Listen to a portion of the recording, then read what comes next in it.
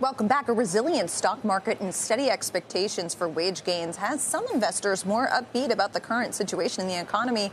But our new All-American survey shows that not everyone is upbeat about the future. Our Steve Leisman joins us with that story. Steve. Thank you, Leslie. Upbeat views on the stock market and steady wage expectations look to be supporting an improvement in how Americans assess the current state of the economy.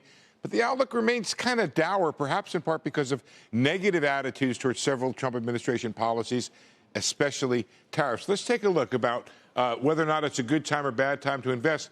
Pretty decent jump here from 38% in our April survey up to 46% with a decline in bad time to invest. And you look over my right shoulder right here, financial elites, those with the highest income and money in the market, they're 62%. Believe it's a good time to invest. Republicans also, but look at that. Democrats, folks, we've talked about this.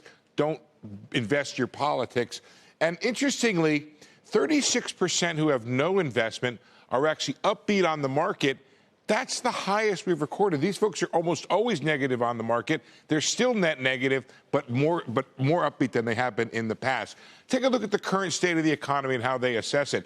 A nice jump here to a still relatively low level. 31% say it's excellent, good, an 11-point gain, with a decline here in fair report. But that's where the paradox comes in. When we look at the outlook, really not much change here. The next slide shows that the economy, 36% believe the economy will get better, and that's just sort of unchanged from April. And then a slight decline in those who think it will get worse, from 49 to 46, but still kind of dour numbers overall here when it comes to the outlook for the economy being different. The new problem with the outlook could be the old problem. Inflation, with a lot of concern among the public. 1,000 people surveyed for this thing. A lot of concern about tariffs here. 9% say that their incomes are going up faster than their costs. 30% say they're able to stay about even. But 60%, and that's composed of a lot of Democrats, but also some independents, say they're falling behind. How about the impact of tariffs? Well, on a net basis, help minus hurt, 10% on net think they'll help companies producing in the U.S. But 8% say net negative, it's bad for U.S. workers. And then look at this. 52% on net say it will hurt when it comes to their everyday prices. 51% of the public disapproving of the president's tariff policies led by Democrats, and a majority of independents. Those who think that the president is right about tariffs are less concerned about the impact of costs on their own costs and on the impact of U.S. workers. Carl?